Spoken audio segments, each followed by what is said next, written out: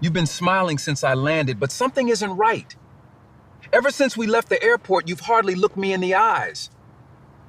Every time I ask about the houses, you change the subject. Every time I mention the hotel, you suddenly become quiet. We've been driving for almost an hour now.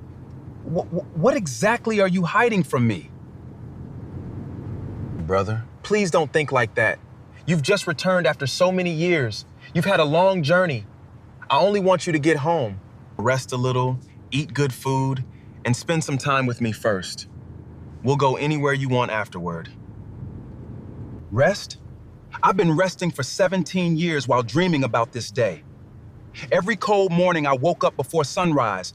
Every extra shift I worked, every meal I skipped, I kept telling myself it would all be worth it when I finally came home. So why does it feel like you're trying to stop me from seeing something? It's not what you think. I just think we should wait until tomorrow. There are a few things I need to sort out first. Please, just give me a little more time. Tomorrow? That's strange. 17 years wasn't enough time? I told you my flight date weeks ago. You knew exactly when I was coming home. So tell me, what changed between the day I called you and the day I arrived? Answer me honestly. Emeka, when we stop this car, am I about to see the dream we built together or something you've been hiding from me all these years? 17 years before everything fell apart, Chinedu was just an ordinary young man trying to survive in the busy streets of Lagos, Nigeria. Every morning, he left the tiny room he shared with his younger brother, Emeka, and hurried to the motor park. He worked as a bus conductor, one of the hardest jobs around.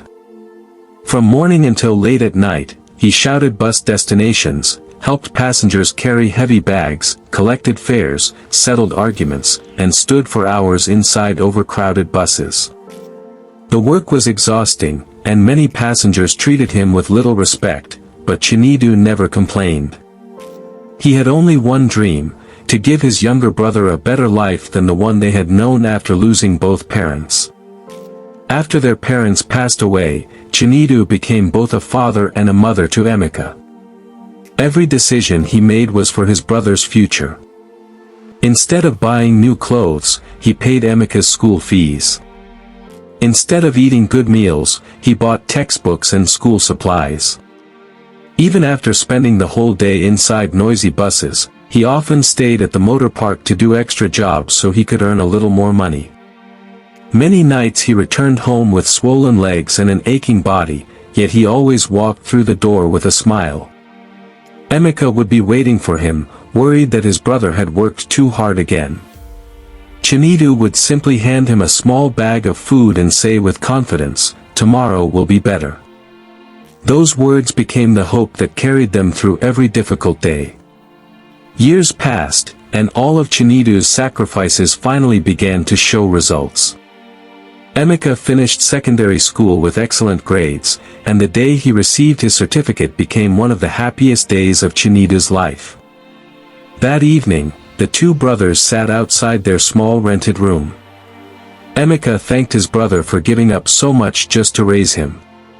He reminded Chinedu that he had not married, never bought nice clothes, and never enjoyed the little things in life because he was always thinking about someone else. Chinedu only smiled and replied that seeing his younger brother succeed meant more to him than any expensive possession. Hearing those words filled Emeka with gratitude, and he silently promised himself that one day he would repay every sacrifice his brother had made for him.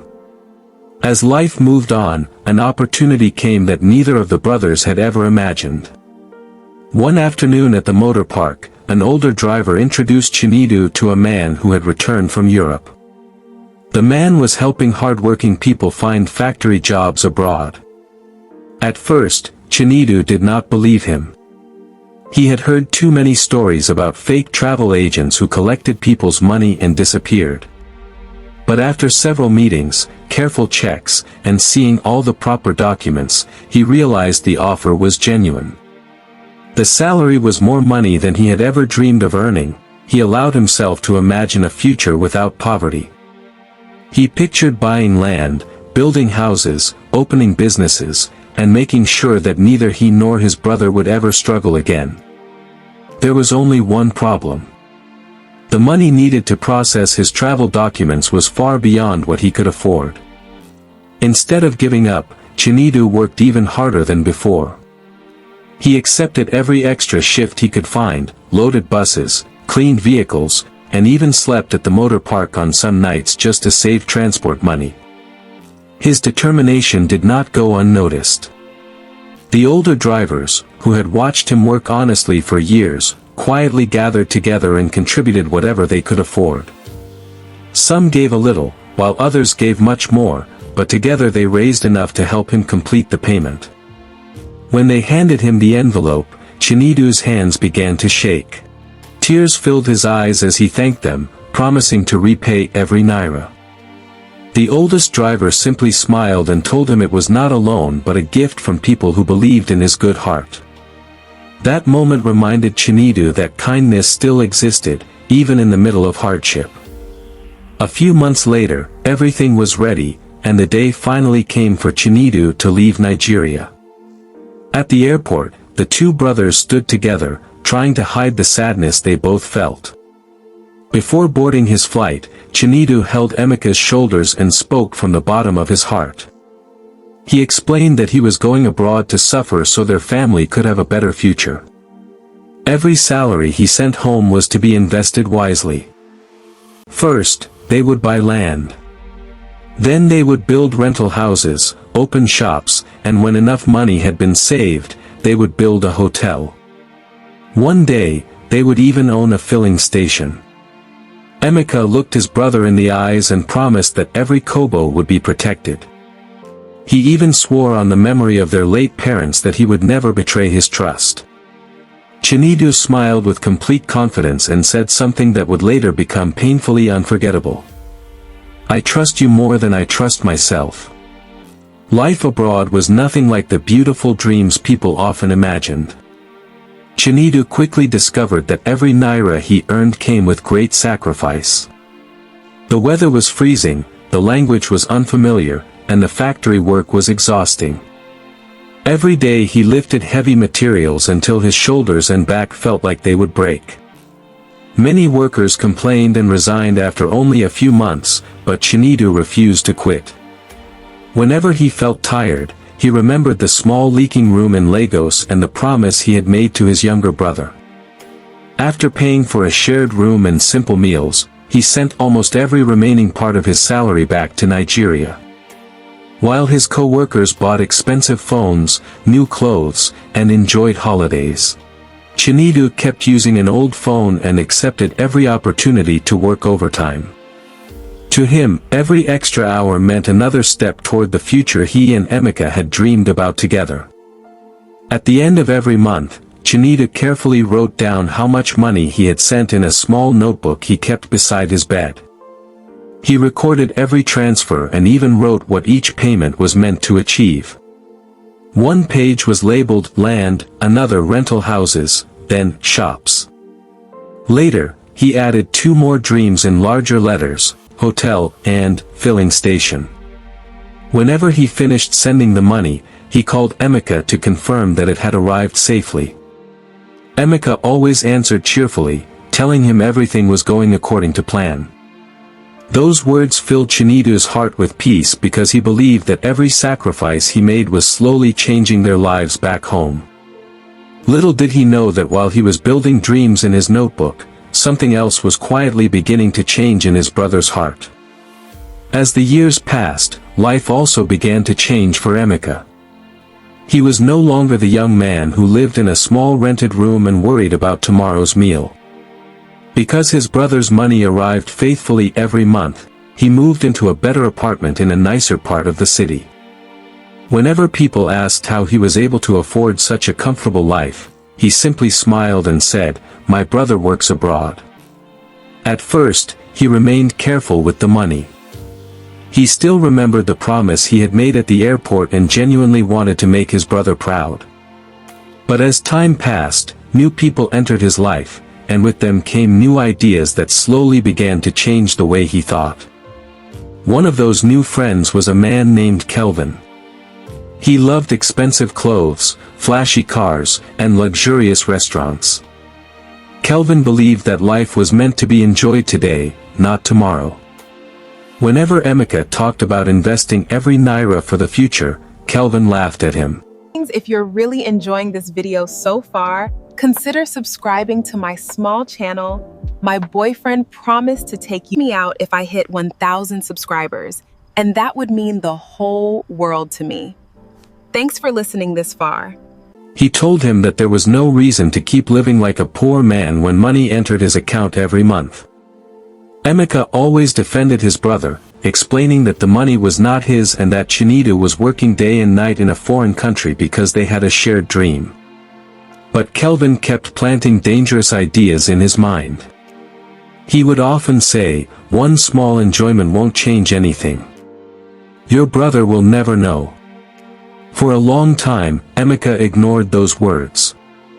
Then one evening, Kelvin invited him to a birthday party at a luxury hotel. It was the first time Emeka had entered such a beautiful place. The parking lot was filled with expensive cars, people wore designer clothes, and everyone seemed to be living the kind of life he had only seen on television. As he looked around, he felt something growing inside him. It started as simple curiosity, but before the night ended, curiosity had quietly become temptation. Wanting to fit in with the people around him, Emeka bought an expensive wristwatch with money that was supposed to be saved for buying land. As he looked at the watch on his wrist, he convinced himself that it was only a small reward and that he would replace the money before his brother ever returned home. The following day, Chinedu called as he always did after sending another transfer. He asked whether the money had arrived safely and wanted to know how the search for land was going. Emeka answered confidently, telling him that everything was moving well and that he had already found several good locations to choose from. Chinedu smiled with relief and reminded him not to rush into buying any property without checking the documents carefully. After ending the call, Emeka looked at the expensive watch again. A feeling of guilt touched his heart, but it disappeared almost as quickly as it came. The first lie had been spoken, and although it made him uncomfortable, he discovered that it was much easier than he had expected. Back in the foreign country, Chinedu's hard work continued to earn him respect. After completing 3 years without missing a single shift, the company gave him an award for being one of their most reliable workers. His manager praised his honesty and dedication in front of everyone, and as part of the reward, he was offered more overtime hours. While many workers celebrated by buying new phones or taking holidays, Chinedu celebrated differently. Every extra amount he earned was sent straight to Nigeria. He called Emeka with excitement and said, "This should help us buy another plot of land." Emeka thanked him warmly, but after ending the call, he quietly transferred part of the money into his personal account. He promised himself once again that he would replace it later. Sadly, later never came. The years passed faster than either of the brothers expected. Chinedu's life became a simple routine that never changed. He woke up before sunrise, worked long hours in the factory, returned to his small apartment exhausted, prayed, ate a simple meal, and sent almost every extra naira home. He never complained because he believed every sacrifice was building a brighter future for both of them. His co-workers often wondered why he never bought a better car, a bigger apartment, or expensive clothes like everyone else. Chinedu would simply smile and tell them, "My greatest investment is waiting for me back home." Those words came from his heart because he truly believed his brother was carefully building the dream they had planned together. Meanwhile, Emeka's life was moving in a completely different direction. The small lies that had once made him feel guilty slowly became part of his daily life. The expensive wristwatch was followed by designer clothes, weekend trips, and fine dining with friends. Before long, he met a beautiful young woman named Anita, who loved luxury and admired successful men. Wanting to impress her, Emeka began spending even more money. He never told her that the wealth belonged to his brother's years of sacrifice. Instead, he allowed her to believe he was a successful businessman. Anita loved posting pictures of their expensive lifestyle on social media, and every compliment they received made Emeka want to maintain the image, even if it meant spending more money that was never his to spend. As time went on, every transfer from Chinedu became another opportunity for Emeka to satisfy his new lifestyle. Whenever the money arrived, he told himself he would only borrow a small amount and replace it before his brother came home. But one withdrawal became another, and another became even bigger. Soon, there was almost nothing left to invest. To hide the truth, Emeka became more creative with his lies. He downloaded pictures of empty plots of land and sent them to Chinedu, claiming he was still inspecting different locations before making a final decision.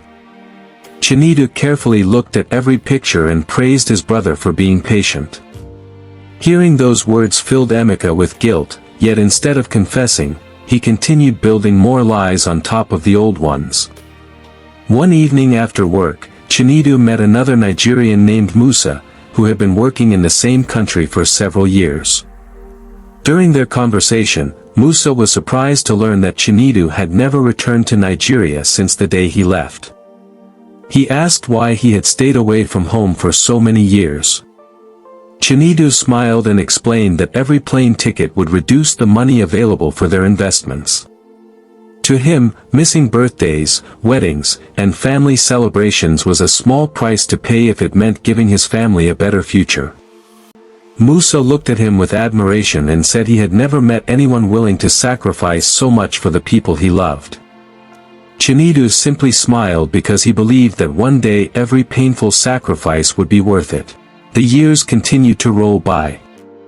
7 years became 10, and before Chinedu realized it, he had spent more than a decade working in the same factory. His honesty and dedication earned him another promotion, increasing his salary once again. While many people in his position would have started enjoying a more comfortable life, Chinedu chose the opposite. He increased the amount of money he sent to Nigeria and updated the notebook that had become his constant companion.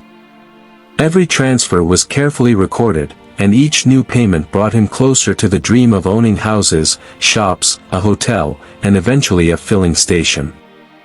Back in Nigeria, however, Emeka was no longer thinking about those dreams.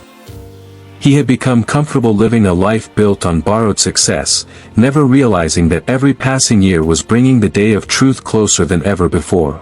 If you truly enjoyed this story, don't just watch and go. Subscribe to this channel and be part of this journey. We drop 2-3 African stories every week, stories that teach, shock, and open your eyes. Help us grow this channel by liking and share it to someone who need to hear this story. Stay connected, more powerful stories are coming every week.